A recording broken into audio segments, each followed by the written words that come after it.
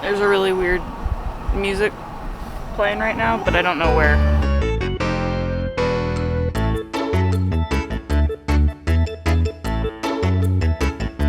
Anyway, just finished the Turkey Trot.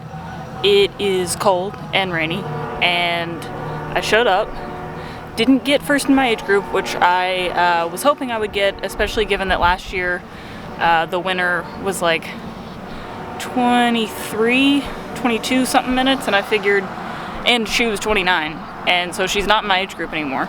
But I did run 22:14, which is 6 seconds off my PR and about 75 seconds faster than I expected to run.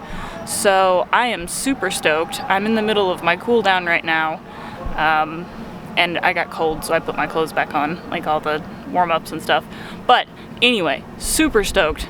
Could not be happier. Gonna go get my awards and head back up to Gainesville for Thanksgiving. So happy Thanksgiving, everybody. Alright, this is week 7 of the Road to Houston vlog. I did my long run today.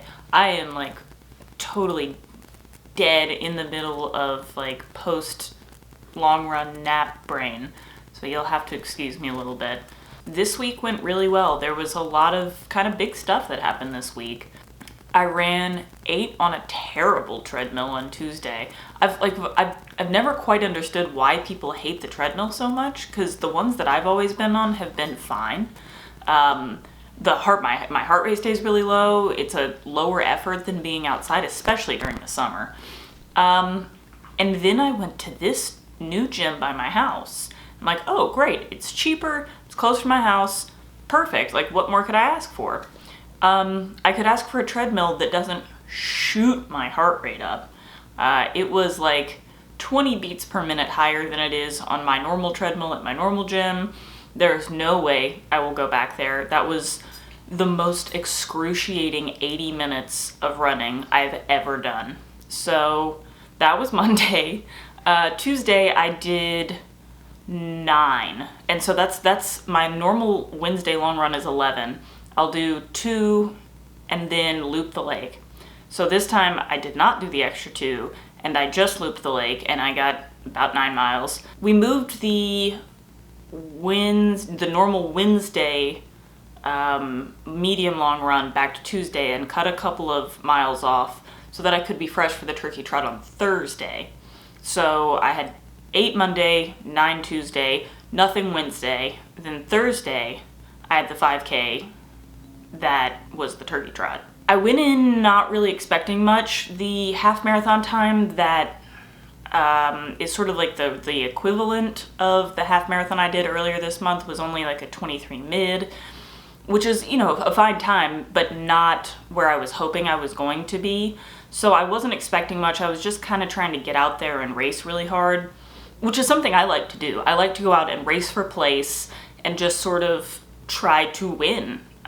Usually I don't, but that's my favorite part about racing, is actually racing. It's not just, hey, how fast can I go?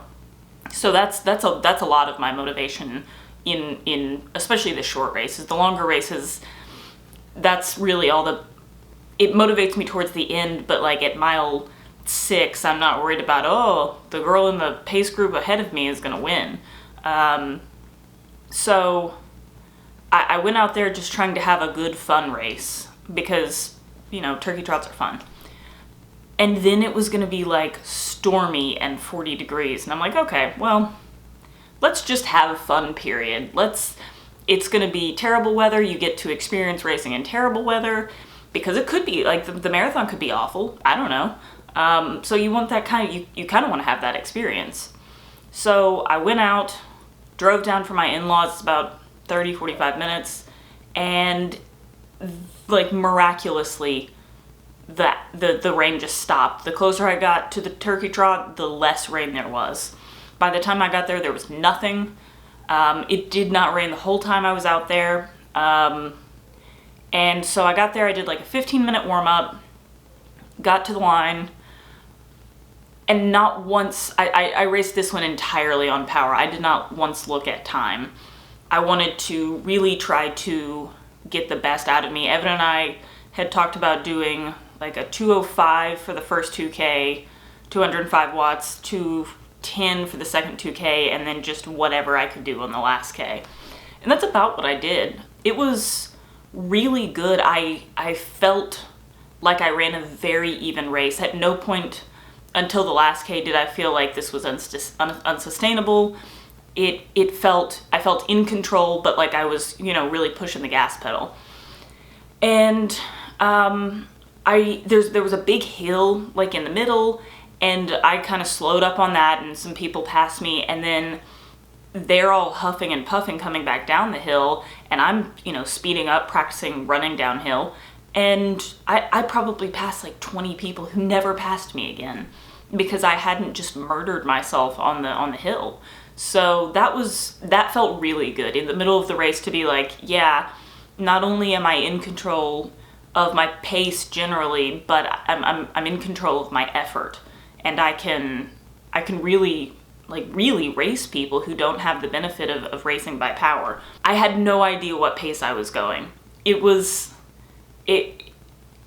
That really wasn't on my mind. I just kept trying to reel in one more person and one more person and one more person. And it was really hard. I think I averaged like 220 watts or something on the last kilometer, the last half kilometer, something like that. So I was running a lot faster. And then I come into the straight, like the last, you know, 1/10 of a mile or something. I see that the race clock says it's 9:21 something, like 9:21 high. And I'm like, oh my God. The race is short. This was supposed to be a certified course, and so I'm already upset a little bit, but I do my absolute best down the straight. I smile for the camera at the end, and then I crossed the line and looked at my stride, and it said 5 kilometers even, and nobody, you know, it wasn't short. So I came in at 22:14. Which is about 6 seconds slower than the PR I set in 2017.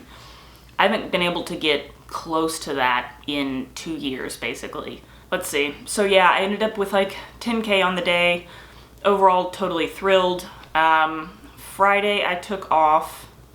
Saturday, I did 3 miles, a little 5K on the treadmill, and today I did 17 miles, which is a little bit further than I've ever been before. I think I've been like 16 and a half-ish.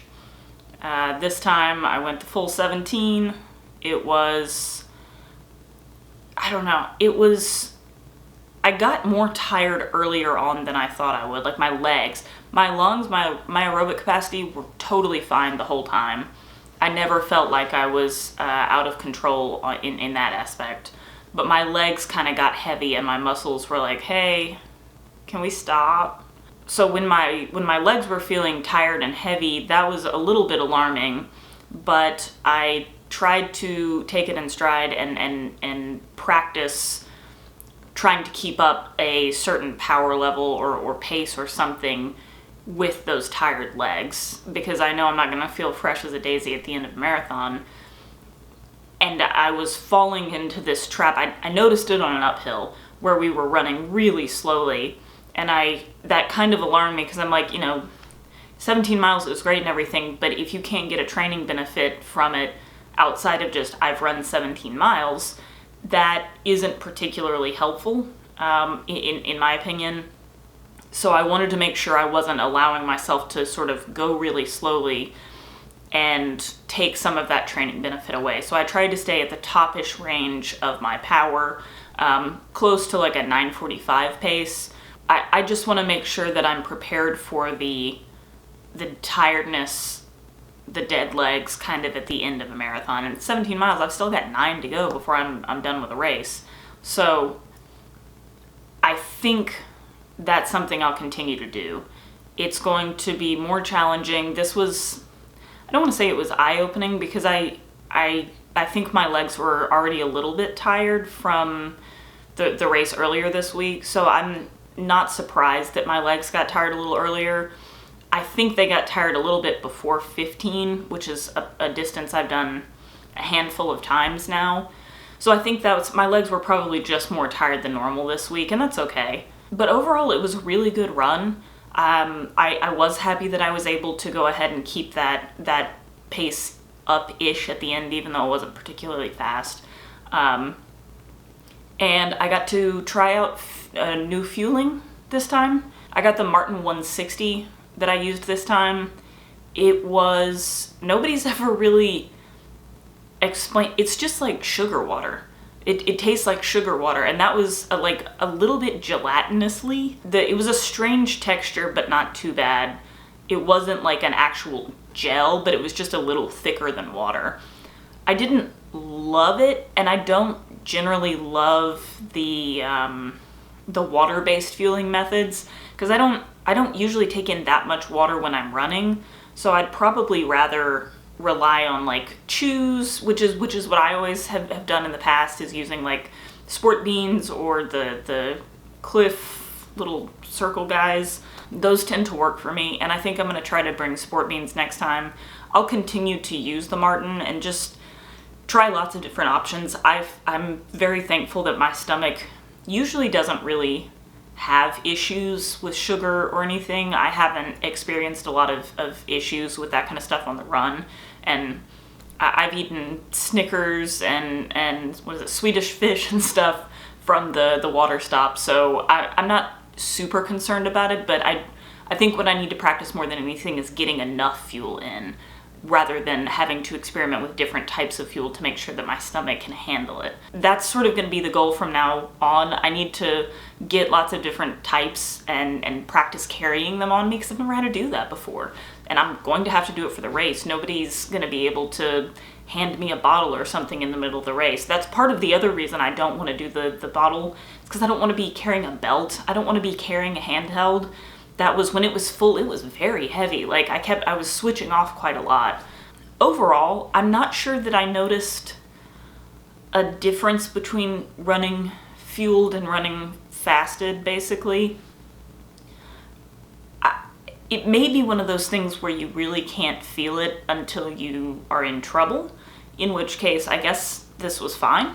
I also still have the Maurten 320, which is like, I don't know, twice as many carbs or something. So I will use that just to see, hey, does this work? Is it too much? And just to sort of train my body to take in those carbs.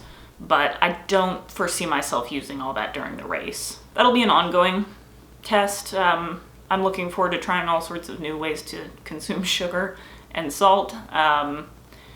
So yeah, I think that was it. I ended up with 44 miles for the week. I am exhausted. That 5K definitely took a lot out of me. I was sore afterwards. Very happy at the results. Next week, I'm not sure what's in for next week. I haven't really looked at my training log, but it may be a down week, it may not. But yeah, I'm really happy with how this week turned out. I'm having fun making these, so if you like them, let me know. If you don't, also let me know and tell me what you want to see. Because this has been a really fun experience so far, and I can't believe it's already been 7 weeks that I've been doing this. So, thank you very much for watching. Have a great day.